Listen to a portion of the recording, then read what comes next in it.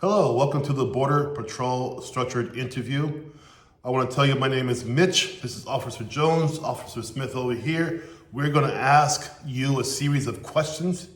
We're not here to trip you up or to trick you. We're here to give you the best chance to become a Border Patrol agent. By asking you fair questions, we're going to ask everybody else.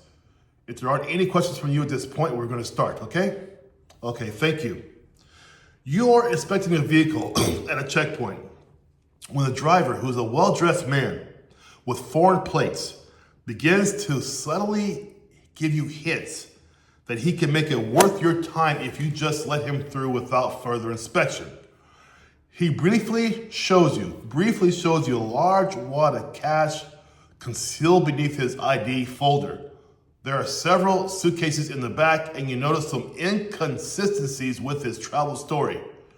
No other agents are nearby at the moment, and there is no direct video angle covering this interaction. So we want to know what you would do in this situation.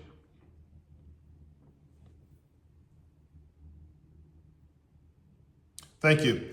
Officer Jones has a question on top of that scenario. He's asking you this: what if the driver denies it was a bribe later and it becomes your word against his? What would you do then? Thank you. So tell me, we want to know, how would you preserve evidence in this moment without alerting him to what you're doing? Okay. Officer Ryan wants to know, what will you do if your supervisor later suggests being more lenient next time? What will you do then? Okay.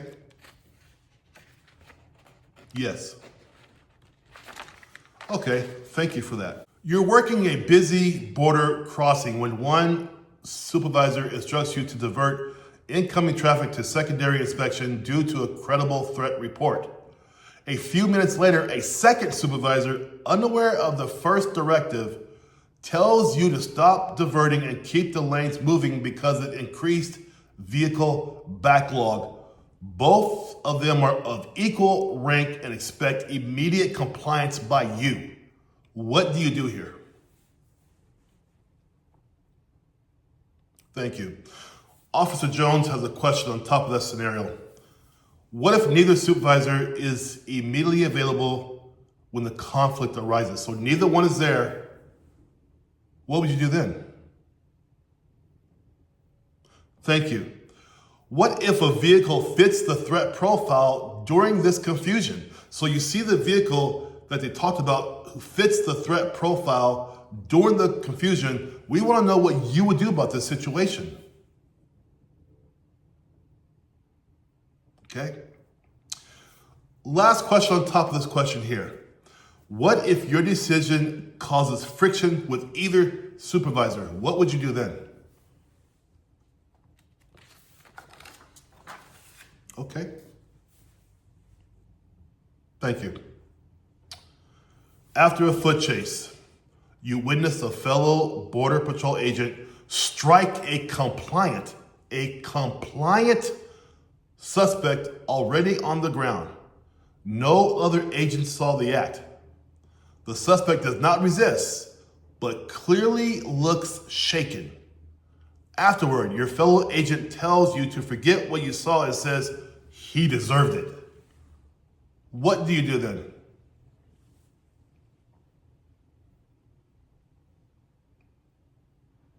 Thank you. Agent Jones has a question on top of that question. If you and the agent you're with, the one who struck the individual, are close friends for 8 or 9 years, you guys are really close friends, what would you do then?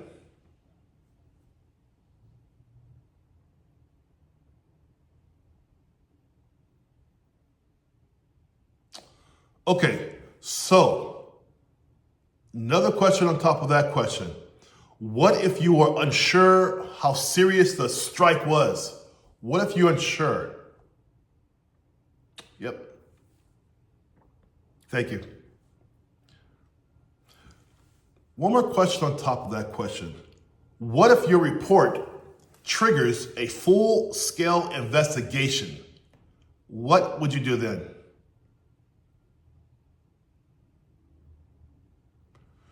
Okay, thank you. At this time here, we want to tell you thank you for coming in for the interview. Do you have any questions for us? Okay, thank you very much. You guys, this is what it's like. You're gonna meet 3 or 4 people there with a face grim as mine, no emotion, staring at you, waiting for you to make them not bored. They're gonna meet 10 people just like you that day. Same questions, same answers, right? The reason why my students pass at an 89.8% now rate, it was 89.3. It's been one good month for my students so far. They're all passing except for 2. That's all we had. 2 did not pass, the rest have passed. They're waiting for someone to tell them something different, but also accurate. I teach you that formula within my one-on-one coaching. This month alone, for the month of May, I have over 35 students who are signed up and they're being taught the right way. Your job is to make sure you understand the coaching. My job is to coach you on STAR, situation, task, action, result, to teach you how to understand their language, to teach you how to understand the formula, which is the most important part of the whole process, the formula that I teach. You have to understand, these 3 or 4 people here, they'd rather be doing something else than being there with you. Most things people say when they go to interview in front of this panel are boring. They're paper cut up, cut and paste, boring type stuff. Even the Border Patrol site where they give you help to pass this interview, it doesn't help, obviously. I wouldn't be so busy if it did help. Those faces you see, they're not gonna smile at you. They're not gonna say, how are you, whatever. They don't care about that. You're gonna sit down, they probably won't even ask you how you're doing. They can get right down to it. It's usually like 3 to 6 situational questions. That's how that works. With me, first time we meet, I'm gonna ask you about your background, your employment background, because people say, well, why do you do that? Because I want to know how we're going to infuse some of your present skills into the questions they ask you, into your answer. Number 2, I'm going to ask you, why do you want to be a Border Patrol agent? Will they ask you that at the interview process? Probably not. But I want to know. I don't want to deal with people who do not have an interest in taking care of their country, protecting our borders, worried about human trafficking, drugs, right? Bad things happening. The people who I help are people who are going to make sure I can sleep at night. I'm a civilian now, so I have to make sure when you come to me, I make you the best of the best to get through that process. If you're serious about the Border Patrol agent career, you're going to click the link below, get a one-on-one with me, and I'm going to help you throughout this process. It's important, you guys. It's important. If you have 7 days or 10 days before your process, get with me as soon as you can so we can start the setup going. I am here to help you. You will get a recording of our interview. Who does that? First of all, I'm in a very small niche.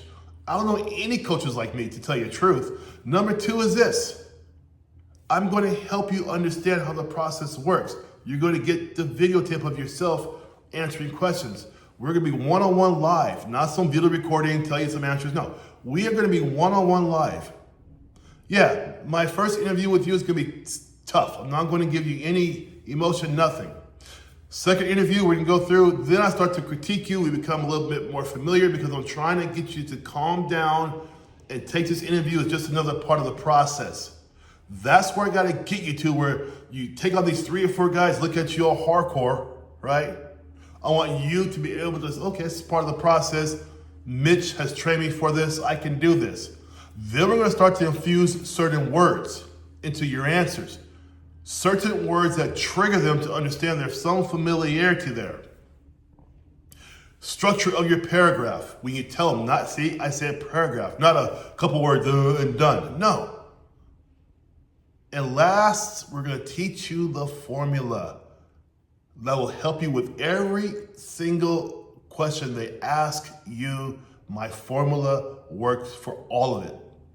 If you're serious, you guys, click the link below, get into my calendar, let's meet up. Right now I'm at 84% filled up right now. It's my 14th block in 5 years of doing this. When I hit 110%, I gotta close that block down for a month, which I hate doing, but I believe in giving good customer service. That means I cannot be rushed. I gotta teach you the right way so you can pass. This month alone, 17 people have passed through a structured interview. They're all my students. 2 didn't pass. I'm not perfect, right? I don't have a 100% track record. I've got an 89.8% track record. If you want to go into your career, if you want to get that badge, I'll take you through the second most difficult part of this process, which is a structured interview. Have faith in yourself. Click the link. Let's start showing your career.